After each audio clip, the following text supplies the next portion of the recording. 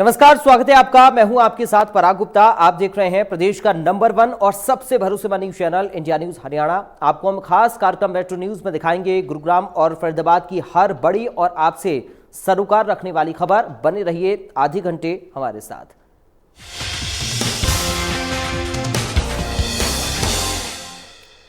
गुरुग्राम के सिविल अस्पताल में आज एक बार फिर से सिस्टम की बदहाली देखने को मिली और बदहाली भी ऐसी कि जिस मरीज को इलाज मिलना चाहिए वो मरीज घंटों से कार्ड बनवाने के लिए कतार में खड़ा हुआ है, लेकिन उसके बावजूद ना तो उसका कार्ड बन रहा और ना ही मरीज का इलाज हो पा रहा।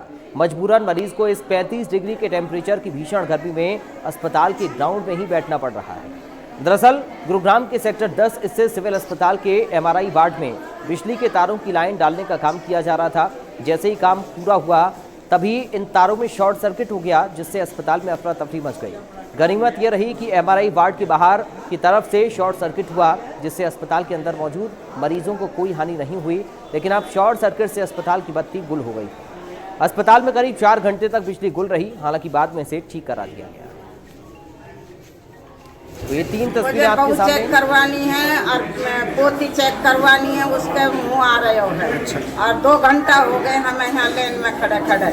ना पर्ची मिल रही है या जगह, ना दवाई मिल रही है या जगह, और सब परेशान हो रहे हैं बहुत ज्यादा। ना लेट है या भाई यहाँ पे बंद पड़ा, कोई भी गार्ड भी ना, यहाँ पे कोई भी कुछ भी बताने वाले नहीं है। इतनी भीड़, पब्लिक परेशान हो रही है। पंखा यहाँ पे भाई कुछ भी नहीं है। ये किससे करूँ यहाँ बात बताओ, सारी बंद पड़ी। इधर दिखा दो आप भी एक बार।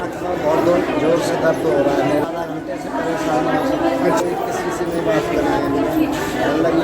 बहुत आप बताओ किससे बात कर रहे हैं। लड़की ने दिखाना कौन घंटा होगा, कौन घंटा इसकी सुनने में कोई दिक्कत ना दिखाने चाहिए। गुरुग्राम में 10 जुलाई को पटौदी चौक का नाम बदलकर महाराजा दक्ष प्रजापति चौक किया जाएगा। अब गुरुग्राम के पटौदी चौक को महाराजा दक्ष प्रजापति के नाम से जाना जाएगा, जिसमें भव्य कार्यक्रम का आयोजन किया जाएगा। कार्यक्रम में गुरुग्राम के विधायक सुधीर सिंह राव और मेयर मधु आजाद शिरकत करेंगे। साथ ही महाराज दक्ष प्रजापति की भव्य शोभा यात्रा भी शहर से निकाली जाएगी। आपको बता दें कि जानकारी आज प्रजापति समाज के लोगों ने एक बैठक कर दी। हम पटौदी चौक का नाम बदलकर महाराजा दक्ष प्रजापति चौक के अनावरण पर माननीय विधायक जी, मेयर साहिबा और धर्मवीर पार्षद और काफ़ी सारे पार्षद यहाँ पे आएंगे। इसका भव्य प्रोग्राम किया जाएगा। महाराजा दक्ष प्रजापति जो हमारे ब्रह्मा जी के पुत्र रहे हैं और माँ पार्वती के पिताजी रहे हैं, वो हमारे कुलदेवता हैं। हमें गुड़गांव वासियों को विशेषकर प्रजापत समाज को यह मौका मिला है और हम इसको पूरी तरह से हजारों औरतें, बच्चे, बूढ़े, जवान सभी तरह को इसको बड़े धूमधाम से मनाएंगे। गुरुग्राम में लगातार पिछले कुछ दिनों से पड़ रही भीषण गर्मी के बीच सुबह गुरुग्राम के कुछ इलाकों में बारिश हुई। बारिश के बाद शहरवासियों को गर्मी से राहत मिली है। मौसम भी सुहाना हो गया। हालांकि गुरुग्राम के कुछ इलाकों में हल्की बूंदाबांदी हुई, जिससे और उमस भरी गर्मी बढ़ गई। लेकिन मौसम विभाग की माने तो ये अनुमान लगाया जा रहा है कि अगले 2 दिन बारिश रुक रुक कर हो सकती है और मौसम सुहाना रहेगा। भारतीय मौसम विज्ञान विभाग के अनुसार गुरुग्राम में आने वाले सप्ताह में आमतौर पर मौसम परिवर्तनशील रहने की संभावना है। पश्चिम से पूर्वी दिशा में नमी वाली हवाओं के कारण मौसम में बदलाव के साथ प्री मानसून बारिश की गतिविधियां शुरू होने की संभावना है। मौसम पूर्वानुमान के अनुसार आने वाले समय में वर्षा की संभावना को देखते हुए किसान भाइयों को सलाह है कि वो अपनी खेत में उचित जल प्रबंधन करें। अगर जरूरत है तो जल निकास का भी इंतजाम करें और कोई भी खड़ी फसल पर किसी भी तरह का छिड़काव न करें। दिल्ली से सटे फरीदाबाद में लगातार कुछ घटनाओं के वीडियो तेजी से वायरल हो जाते हैं। ऐसा ही एक ट्रैक्टर चालक की गुंडागर्दी का वीडियो तेजी से वायरल हुआ। बता दें कि फरीदाबाद का एक वीडियो बताया जा रहा है जिसमें साफ देखा जा सकता है कि एक ट्रैक्टर चालक ने अपने कुछ साथियों के साथ मिलकर बीच सड़क पर खड़े होकर हाई वोल्टेज ड्रामा किया और जमकर गुंडागर्दी की। हालांकि घटना की सूचना मिलने के बाद मौके पर पहुंची पुलिस भी इस ट्रैक्टर चालक की गुंडागर्दी को देखकर तमाशबीन बनी रही। जानकारी के मुताबिक ये ट्रैक्टर चालक बल्लभगढ़ सब्जी मंडी के पास से रोड क्रॉस कर रहा था, तभी सामने से आए इको वैन से इसकी टक्कर होते होते बची। मामला यहीं से बढ़ गया। ट्रैक्टर चालक ने इको वैन को रोक लिया और अपने अन्य ट्रैक्टर चालक साथियों को बुलाकर इको वैन में ट्रैक्टर से टक्कर मारकर क्षतिग्रस्त करने की धमकी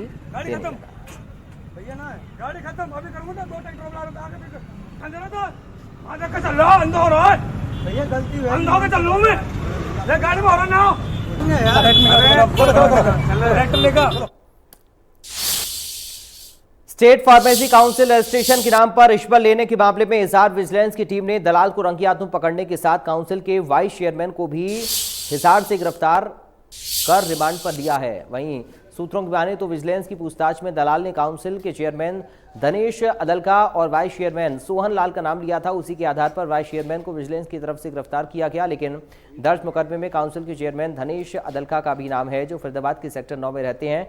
धनेश पिछले 17 साल से लगातार चेयरमैन बने हुए हैं। 2 साल पहले भी सरकार ने बिना चुनाव कराए धनेश को चेयरमैन नियुक्त किया था, लेकिन अब मुकदमा दर्ज होने के बाद में धनेश फरार बताए जा रहे हैं। परिवार के लोगों का कहना है कि कल से बाहर हैं, लेकिन पता नहीं कहां पर हैं। स्टेट फार्मेसी काउंसिल में रजिस्ट्रेशन के नाम पर ली जा रही रिश्वत के मामले में भिवानी विजिलेंस की तरफ से मामला दर्ज किया गया है और उसमें एक दलाल को रंगे हाथ पकड़ा गया था, जिससे पूछताछ में वाइस चेयरमैन और चेयरमैन दोनों के नाम लिए गए थे। और ऐसे में जो जानकारी सामने आ रही है उसके हिसाब से अगर देखा जाए तो स्टेट फार्मेसी काउंसिल के जो चेयरमैन हैं वो धनेश अदलका हैं और फिलहाल वो फरीदाबाद में रहते हैं। चूँकि उनके हम सेक्टर 9 निवास पर हैं। जो जानकारी परिवार की तरफ से मिल रही है वो यहाँ कल से ही नहीं है और मैं आपको तस्वीर दिखा देता हूँ, क्योंकि उनके परिवार के ही ये मकान है। एक ये है, दूसरा अगर मैं बात करूँ तो उनकी जो माता हैं वो बता रही हैं साफ तौर से कि वो इस मकान में धनेश अदलका रहते हैं, लेकिन कल से वो यहाँ नहीं हैं। लेकिन जिस तरह से तमाम चीज़ें अब सामने आ रही हैं, ऐसे में FIR दर्ज कर ली गई है विजिलेंस की तरफ से। अब देखना होगा, चूँकि वाइस चेयरमैन को गिरफ्तार किया गया है हिसार से और पहले ही दलाल को भी गिरफ्तार किया जा चुका है। अब देखना होगा कि जिस तरह से विजिलेंस की तरफ से कार्रवाई की गई है, ऐसे में कहां कहां तक गाज किस किस पर गिरती है। लेकिन अगर बात करें हम धनेश अदलका की तो बताया जाता है कि वो पिछले 17 साल से स्टेट फार्मेसी काउंसिल के चेयरमैन बने हुए हैं। पहले चुनाव से वो बार बार चेयरमैन बनते रहे, लेकिन पिछली बार सरकार की तरफ से उनको नॉमिनेट किया गया था। तो यानी कह सकते हैं कि सरकार ने उन पर पूरा भरोसा जताते हुए उन्हें चेयरमैन बनाया गया था। इसके साथ साथ वो पार्षद भी रह चुके हैं और नगर निगम में भी फाइनेंस कमेटी में वो महत्वपूर्ण पद पर रह चुके हैं। लेकिन अब विजिलेंस की तरफ से जो कार्रवाई की गई है उसमें लगातार जो चीज़ें पूछताछ में सामने आ रही हैं, दलाल की तरफ से साफ कहा गया है कि चेयरमैन और वाइस चेयरमैन के लिए वो पैसे लेता था। फरीदाबाद से देवेंद्र कौशिक, इंडिया न्यूज। फरीदाबाद में लगातार आग लगने के मामले सामने आ रहे हैं, तो वहीं सेफ्टी फीचर को देखते हुए हरियाणा सरकार में उप मुख्यमंत्री दुष्यंत चौटाला ने ग्रीवेंस कमेटी में फायर NOC को लेकर अधिकारियों को फटकार लगाते हुए दिखाई दिए। उन्होंने कहा कि तमाम सरकारी महकमे और प्राइवेट संस्थान NUC के लिए अप्लाई करें, अन्यथा उनके खिलाफ कार्रवाई की जाएगी। ऐसे में बल्लभगढ़ के अस्पताल में भी फायर NOC नहीं है। हमारे संवाददाता ने जायजा लिया, देखिए रिपोर्ट। लगातार जिस तरीके से आग लगने के जो मामले हैं वो सामने आ रहे हैं और आपको बता दें जिस तरीके से ग्रीवेंस कमेटी की मीटिंग में उप मुख्यमंत्री दुष्यंत चौटाला ने जितने भी सरकारी महकमे हैं उन पर जो फायर NOC है उनको अप्लाई करने के लिए अधिकारियों से जो है वो फटकार लगाई। बता दें जिस तरीके से लगातार जो फायर NOC का जो मामला है वो कहीं ना कहीं पिछली ग्रीवेंस कमेटी में भी उठा और इस बार भी जो है वो मामला उठा, लेकिन ग्रीवेंस कमेटी में फिर इस बार मामले को होल्ड कर दिया गया। अधिकारियों को सख्त आदेश दिए गए हैं कि जितने भी फायर NOC अधिकारियों ने जो अभी अप्लाई नहीं किए उन पर सख्त आदेश हैं, कार्रवाई की जाए। और बता दें जिस तरीके से हम इस समय बल्लभगढ़ के सिविल अस्पताल में मौजूद हैं और इसी तरीके से सिविल अस्पताल बल्लभगढ़ के अंदर भी जो बिल्डिंग है इसके पास भी फायर NOC जो है वो नहीं। अधिकारियों से इस बारे में बात करने की कोशिश की गई। अधिकारी जो हैं इसमें जो डॉक्टर हैं वो कहीं ना कहीं जवाब देने से पीछे हटते हुए दिखाई दिए और ऑफिशियल अनऑफिशियल जो है उनकी तरफ से बयान दिया गया कि जो फायर NOC है वो प्रोसेस में है।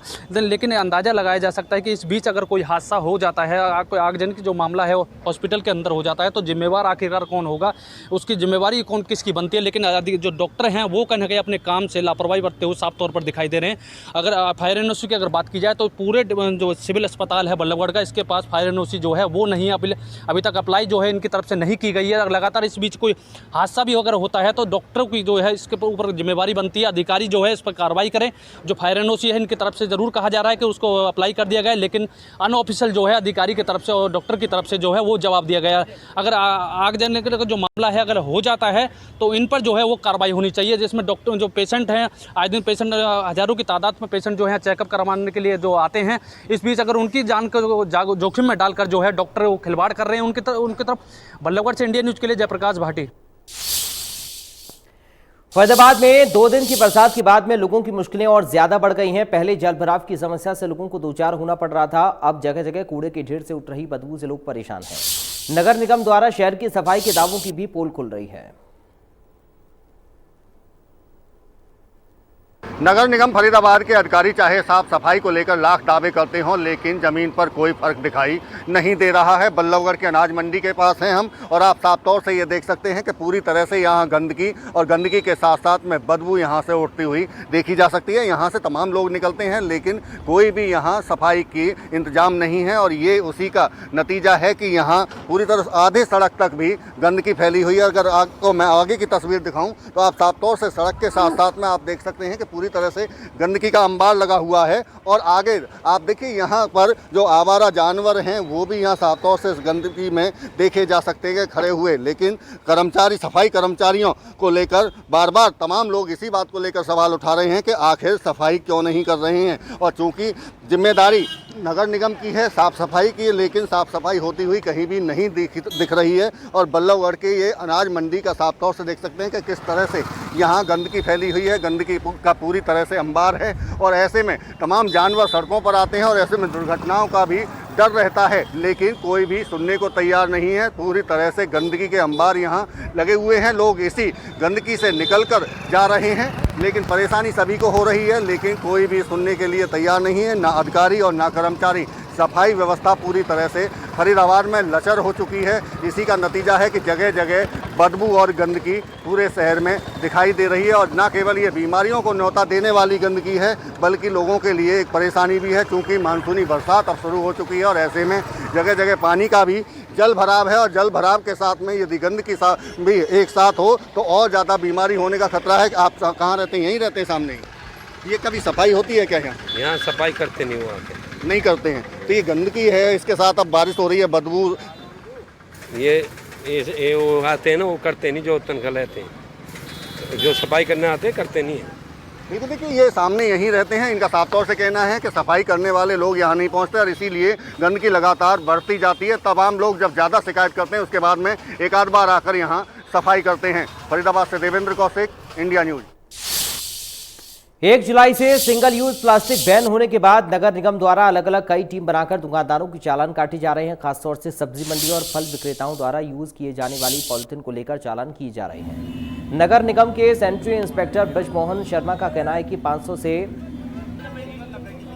लेकर 25,000 रुपये तक के चालान की पावर नगर निगम के पास है। जगह जगह टीम बनाकर बैन किए गए सिंगल यूज प्लास्टिक प्रयोग करने वाले दुकानदारों के खिलाफ कार्रवाई की जा रही है। इसके साथ ही लोगों को बैन प्लास्टिक का प्रयोग न करने के लिए जागरूक भी किया जा रहा है।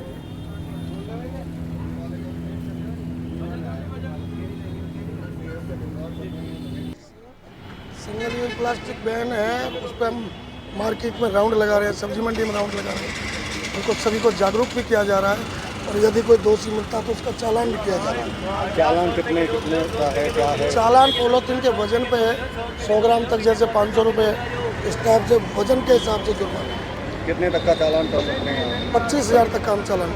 तो क्या लोगों के किए जा रहे हैं चालान? हाँ, दोषी जैसा मिलता है वजन के हिसाब से चालान किए जा रहे हैं। ये अभियान लगातार जारी रहेगा, उन पर प्रतिबंध लगा के रहेंगे। उनमें किसी की अगर कोई लापरवाही कर रहा है तो उसके प्रति कानूनी कार्रवाई की जा रही है और यदि किसी को नहीं पता है तो उसको पहले भी बता दिया गया और वर्तमान में जागरूक किया जा रहा है।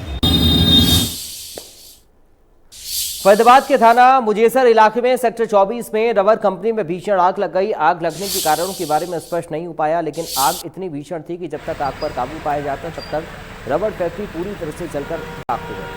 आग इतनी तेजी से फैली कि आग पर काबू पाने में लगभग आधा दर्जन से अधिक गाड़ियां मौके पर पहुंची, लेकिन आग पर काबू नहीं पाया जा सका।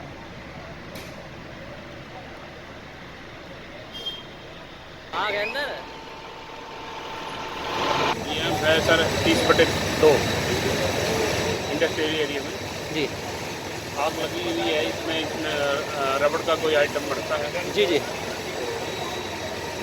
4-5 गाड़ियां आई हुई हैं। आग गुजारी काबू तकरीबन हो लिया है। तो फिलहाल इन तमाम खबरों के साथ इस बुलेटिन से मुझे दीजिए इजाजत। आप देखते रहिए इंडिया न्यूज।